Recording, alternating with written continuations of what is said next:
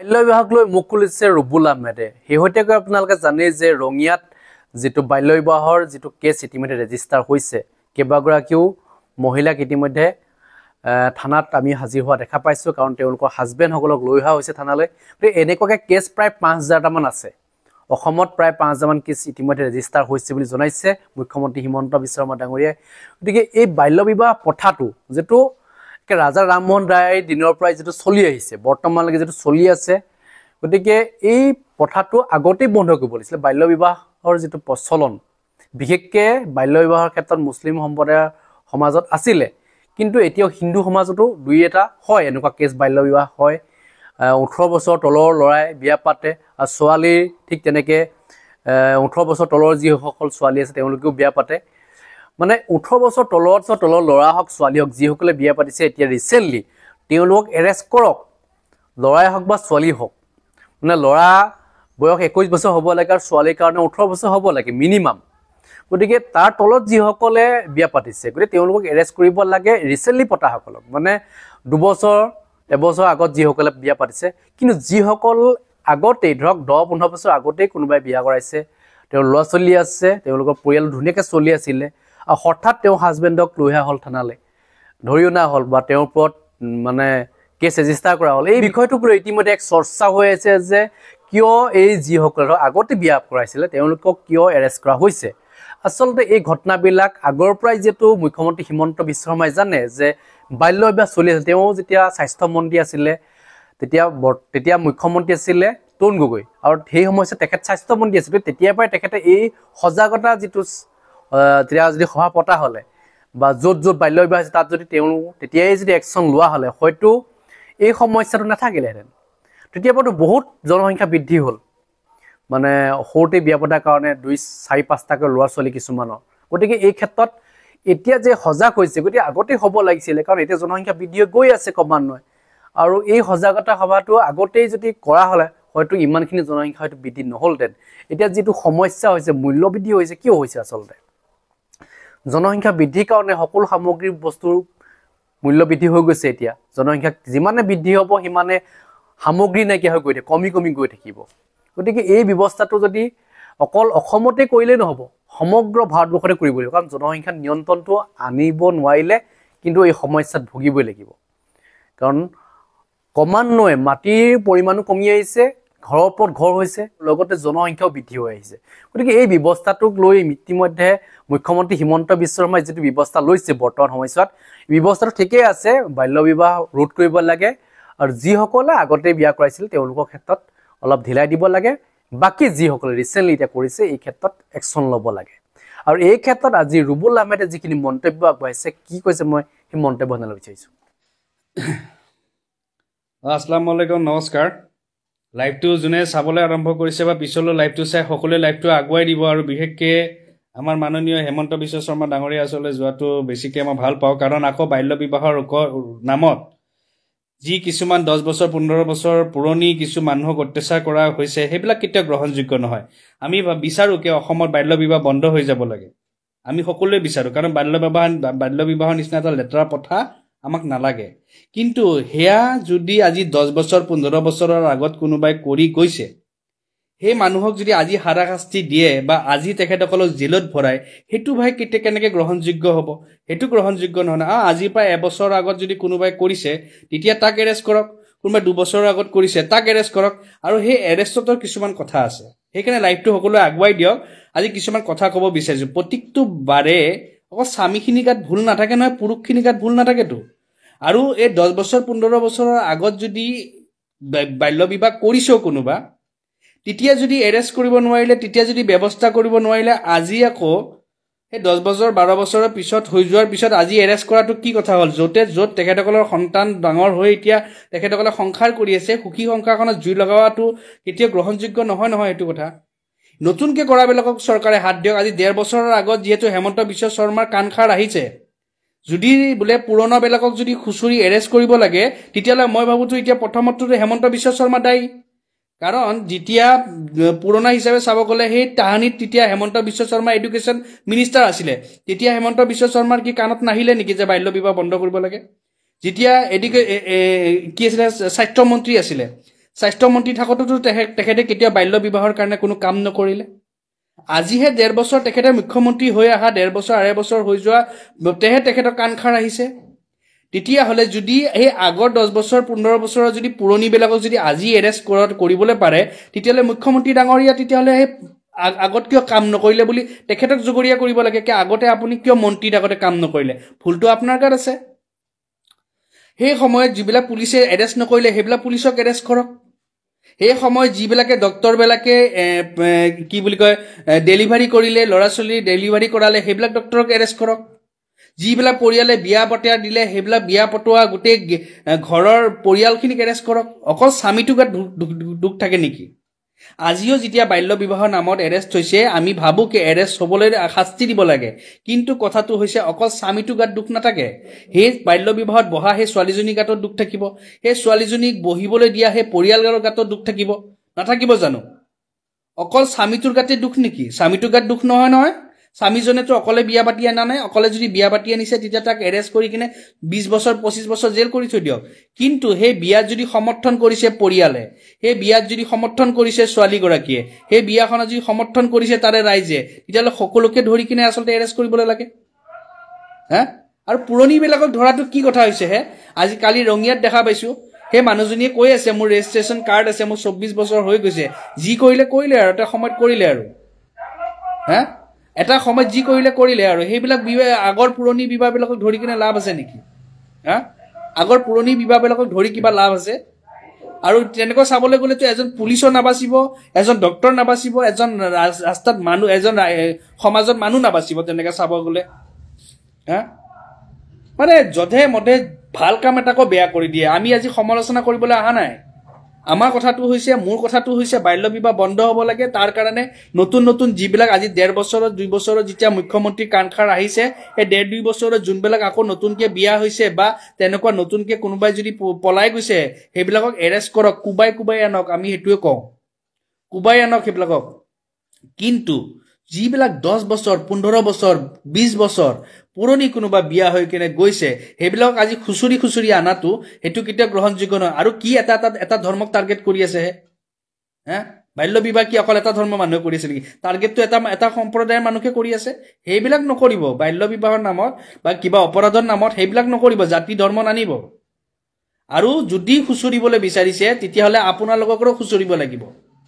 যদি 10-15 বছৰৰ পুৰণি যদি কোনোবা বাল্য বিবাহ কৰাটোক যদি আজি আপোনালোকে শাস্তি দিব পাৰিছে তেতিয়াহ'লে প্ৰথম শাস্তি আমাৰ মাননীয় মুখ্যমন্ত্ৰী ডাঙৰীয়া পাব লাগিব কাৰণ তেখেতে দায়িত্বত আছিলে সেই সময়ত তেখেতে এডুকেশ্যন মিনিষ্টাৰ আছিলে আৰু হেল্থ মিনিষ্টাৰ আছিলে যদি সেই সময়ত তেখেতে এডুকেশ্যন মিনিষ্টাৰ থাকোঁতে যদি তেখেতৰ কাণখাৰ নাহিলে যে বাল্য বিবাহ বন্ধ কৰিব লাগে বুলি যে এটা প্ৰচাৰ চলাওঁ তেতিয়া তেখেত দায়ী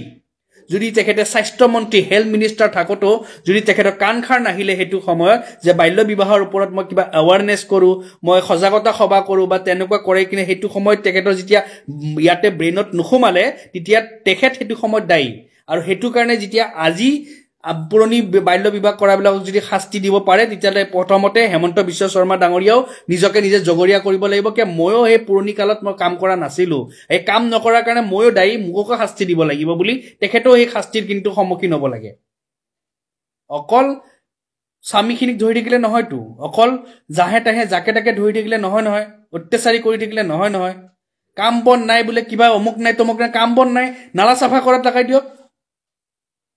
বোলে আজি এনে বোলে কোনোবা বহি কিনে দৰমহা পাই থকা বুলি ভাবিছে তেতিয়া নালা চাফা কৰা লগাই দিয়ক আমাৰ GMC কামত লগাই দিয়ক কিবা কামত লগাই দিয়ক এনে কাম বন নাই যাকে তাকে উঠাই আনিব যাকে তাকে অসুবিধা দিব তাৰ নামত কি হ'ব 4টামান পইচা কোনোবাই খাব তাৰে বাহিৰেতো একো নহয় এইবিলাক এনেকে ধৰি আনিব ধৰি আনি কিনে পইচা খপা খাব আৰু তাৰ বাহিৰেতো একো নহয় নতুনবিলাকক ধৰক যোনবিলাকে আজি 1 বছৰ 1.5 বছৰত কৰিছে 2 বছৰত কৰিছে 3 বছৰত কৰিছে সেইবিলাকক ধৰক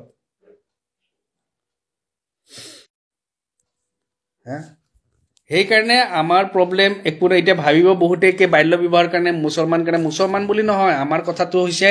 বাল্য বিবাহ বন্ধ হ'ব লাগে আৰু বাল্য বিবাহ ৰোধ কৰিবৰ কাৰণে যিবিলাক নতুনবিলাকে কৰিছে সেইবিলাকক উঠাওক ধৰি আনি কিনে পিটক কিন্তু 10 বছৰ 15 বছৰ 12 বছৰ 20 বছৰ এইবিলাক পুৰণি মানুহবিলাকক আজি উঠাই আজি সিহঁতক হাৰাশাস্তি দি কিনে আজি সিহঁতৰ ল'ৰা ছোৱালীৰ আগত অপমান দি কিনে কোনো লাভ নাই আৰু যদি তেনেকুৱা দিবলৈ যায় তেতিয়াহ'লে সেইটো সময়ত পুলিচক আচলতে সেইটো সময়ত কোন আছিলে সেইবিলাক পুলিচক এৰেষ্ট কৰক ডক্টৰক এৰেষ্ট কৰক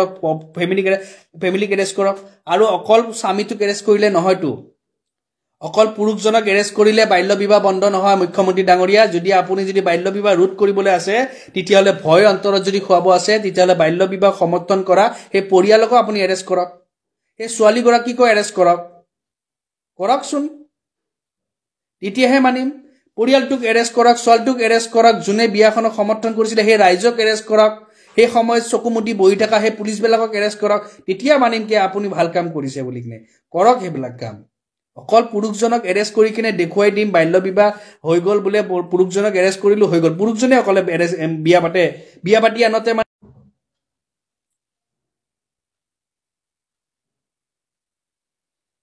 বেয়া লাগে এইবিলাক বস্তু শুনিলে এইবিলাক বস্তু দেখিলে বহুত বেয়া লাগে কি ক'ম আৰু আমাৰ কথাটো হৈছে কি আমাৰ সমাজত আমি বিচাৰো বাল্য বিবাহৰ নিচিনা বেয়া প্ৰথা ড্ৰাগছৰ নিচিনা বেয়া প্ৰথা এইবিলাক বস্তু আচলতে খতম হ'ব লাগে কিন্তু আমাৰ প্ৰক্ৰিয়াটো বেয়া হয়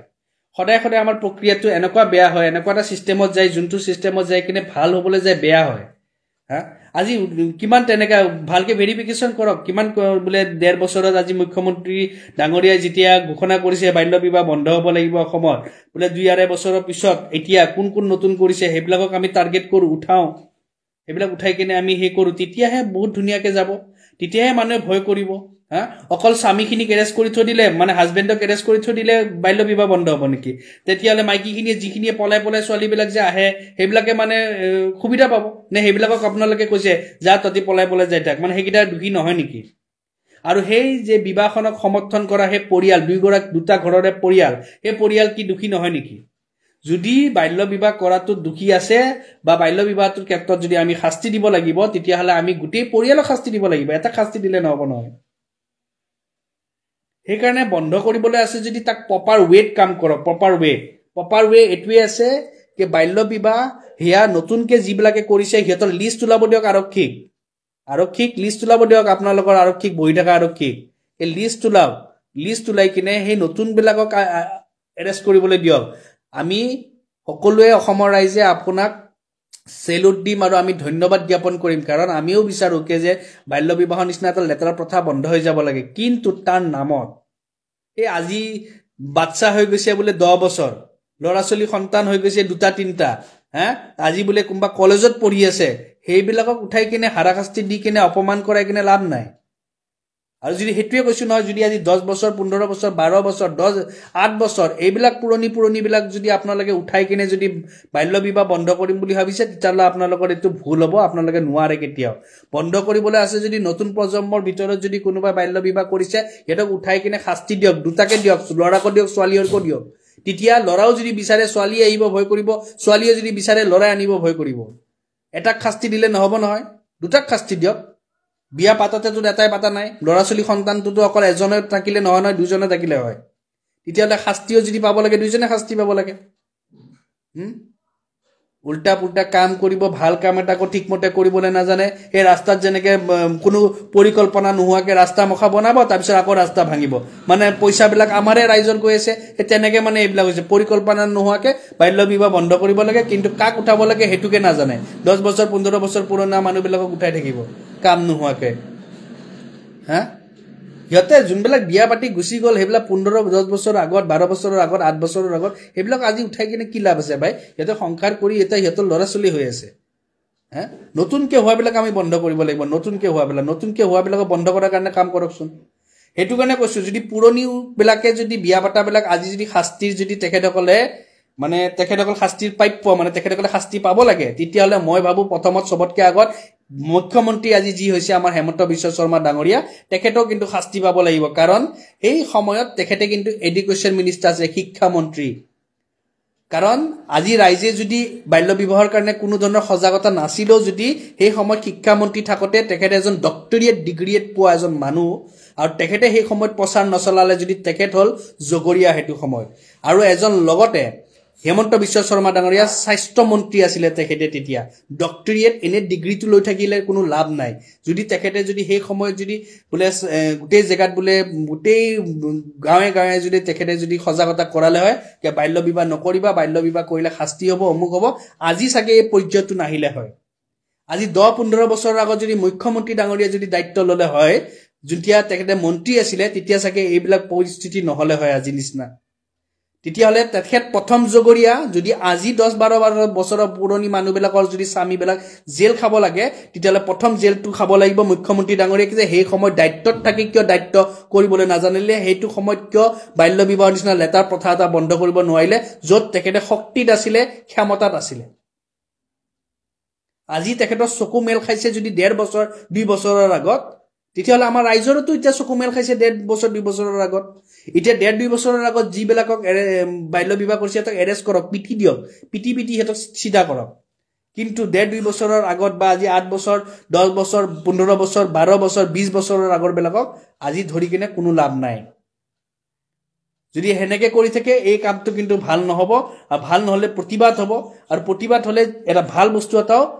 বিয়াৰ পিনে যায় হেতু কাৰণে ভাল কাম কৰক সুনাম পাওক আমিও বাবা দিম আমিও ভাল পাও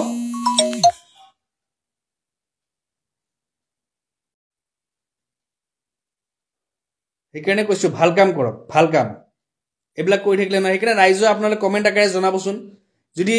এই পুৰণি বিলাকক উঠাই কিনে 10 বছৰ 12 বছৰ 8 বছৰ পুৰণি বিলাকক উঠাই কিনে লাভ আছে নে নতুন বিলাকক উঠাই কিনে লাভ আছে আৰু যদি পুৰণি বিলাকে যদি আজি শাস্তি যদি পাবলৈ লগা হয় তেতিয়ালে ডক্টৰত আমাৰ পুৱা আমাৰ হেমন্ত বিশ্ব শৰ্মা ডাঙৰীয়া সেই টাইমত যেতিয়া কাম নকৰিলে স্বাস্থ্য মন্ত্ৰী আৰু শিক্ষা মন্ত্ৰী থাকোতে তেতিয়ালে তেখেতক কি শাস্তি পাৱাৰ প্ৰাপ্য নহয় নেকি কমেন্ট কৰি আপোনালোকে জনাব আৰু যদি আপোনালোকে ভাবে আগলৈ যাব লাগে আগলৈ যাবলৈ দিবচোন লাইভটো মানুহ বহুত হৈ গৈছে মানে এনেকে নহয়তো মানুহ অত্যাচাৰ কৰাটো বেয়া লাগে বন্ধ হ'ব লাগে বাল্য বিবাহ আমি বিচাৰো কিন্তু বাল্য বিবাহৰ নামত এনেকে জাহে তাহে যত তত অত্যাচাৰী চলালে নহয় এটা ধৰ্মিক চাইকিনে অত্যাচাৰী কৰিব কোনোবা 10 বছৰ 15 বছৰৰ আগত বিয়া হোৱাবলৈ অত্যাচাৰ কৰিব এইবিলাক নহয় নতুন বিলাকক ধৰি আনি কিনে পিটিব লাগে আচলতে অকল লৰাটোকো উঠালে নহয় ছোৱালীকো উঠাকচোন ফেমিলিকো উঠাক তেতিয়া ঠিক হৈ যাব নহয় সব এইকাৰণে অকল স্বামীৰ গাত ভুল নাথাকে বিয়া পাতিছে যদি সেই পত্নীৰ গাতো ভুল থাকিব হেতু কাৰণে অকল লৰাটোক উঠাই আনিলে দায়িত্ব পালন নহয় ছোৱালীটোক উঠাই লৈ আনিব তেতিয়া হ'ব আসল বঢ়িয়া ভয় দুই পিনে খাব জয় অসম